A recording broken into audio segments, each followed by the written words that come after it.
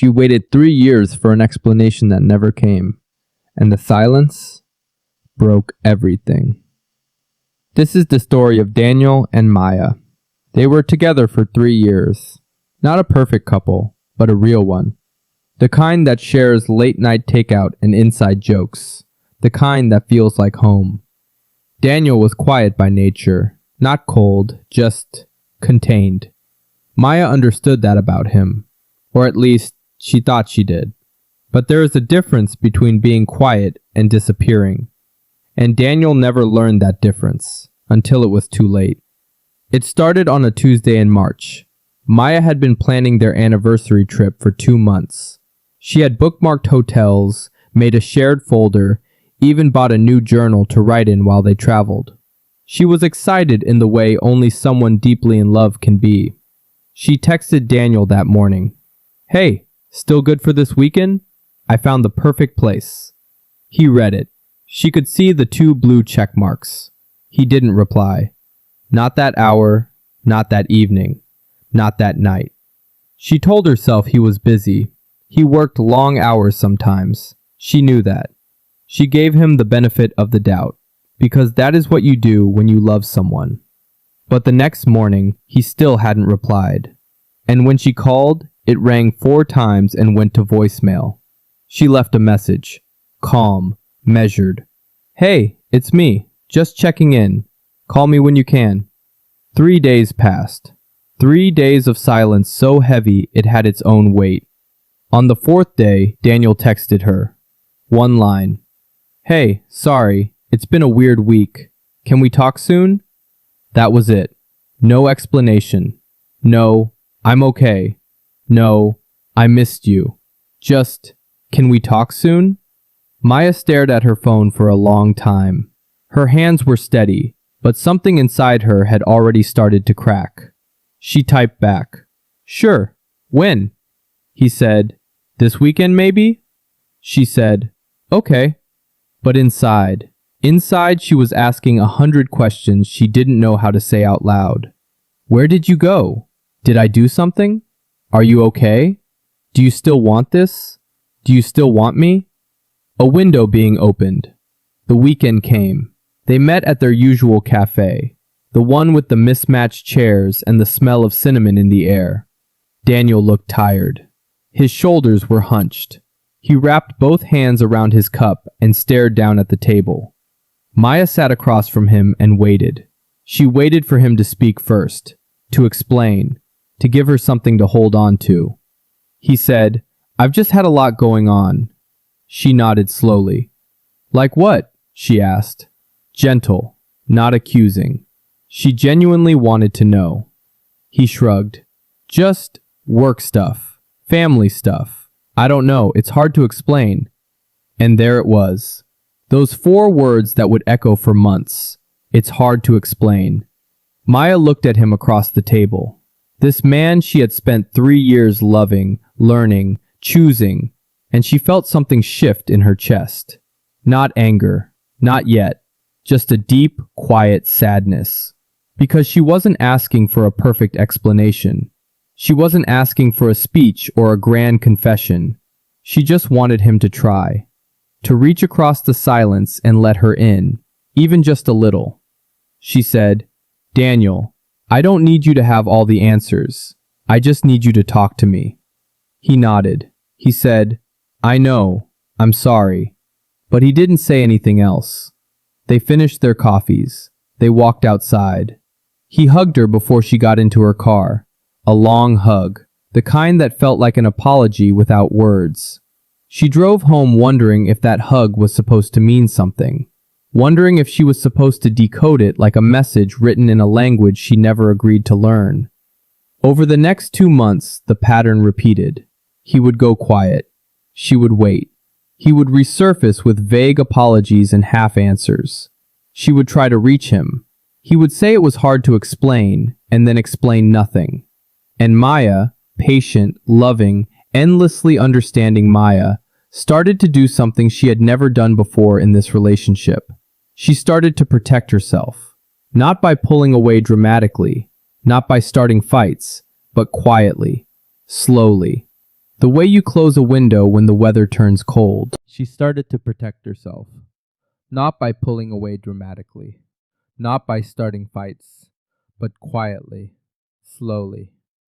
The way you close a window when the weather turns cold. She stopped sharing the small things, the excited texts about a good book she was reading, the voice messages just to say she was thinking of him, the little plans she used to make for both of them. She stopped, not because she wanted to, but because she was tired of those small pieces of herself going into silence and never coming back. One evening, her friend asked her, "Are you and Daniel okay?" And Maya paused for the first time, really paused, and realized she didn't know how to answer that question anymore. She said, "I don't know. I feel like I'm standing outside a locked door, knocking, and I can hear someone moving on the other side, but the door never opens." Her friend was quiet for a moment. Then she said, "Maya, a door that never opens is just a wall."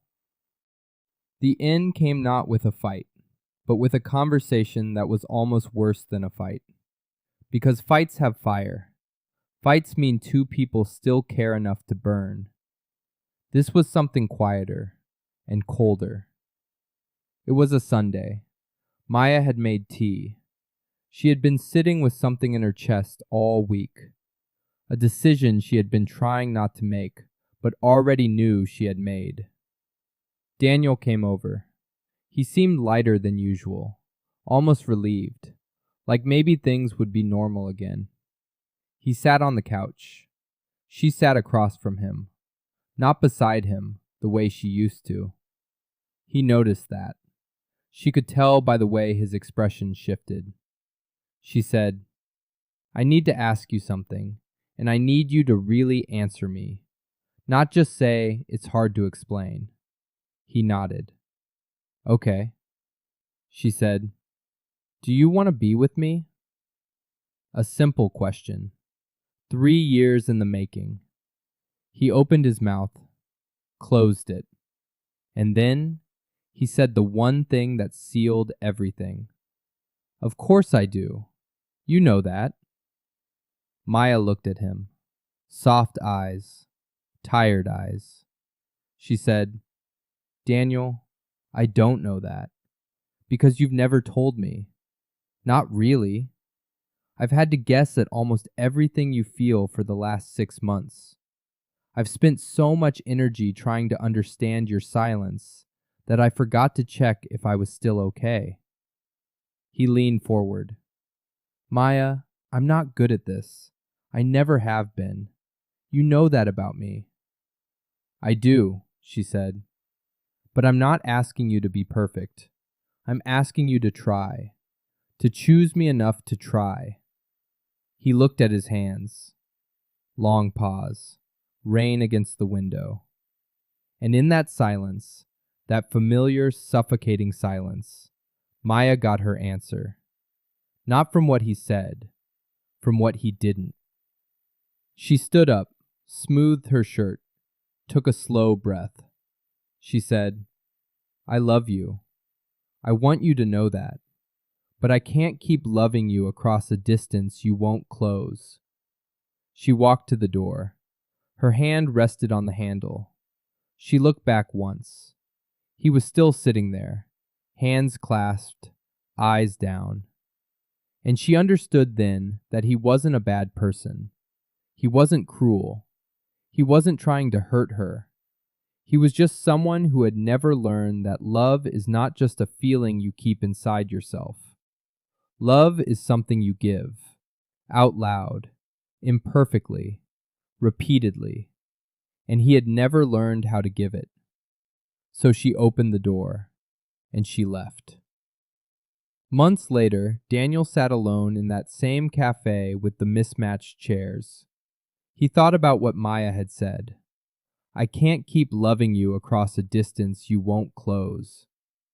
He turned those words over and over in his mind, like stones worn smooth by water. He realized, slowly and painfully, that he had mistaken silence for safety. He thought that if he kept his struggles to himself, he was protecting her. He thought that love was something you proved through staying, not through speaking. But staying is not enough. Showing up in a body is not the same as showing up in a relationship. Maya had not needed him to be fixed or figured out. She had needed him to say, "I'm struggling, and I don't know how to say it, but I'm trying, and I want you here." 7 words would have changed everything, and he had never said them. If there is something this story leaves with you, let it be this. The people who love you are not mind readers. They are brave enough to stay in the uncertainty with you, but they need something to hold on to. Don't make the people you love live in your silence and call it strength. Communication is not weakness. Vulnerability is not burden. Saying, "I don't know how to explain this, but I'm trying." That is love in action. That is the bridge. Build it before the distance becomes too wide to cross. Because some people will wait for you through almost anything. But almost is not forever. This story reached something in you. If it made you think about someone, or something, or maybe yourself, then you are exactly who this channel is for. We tell real human stories here. About love, about silence, about the things we wish we had said sooner. If that matters to you, subscribe to Between Us. Turn on notifications so you never miss a story. Because some stories find you at exactly the right moment. This might be yours.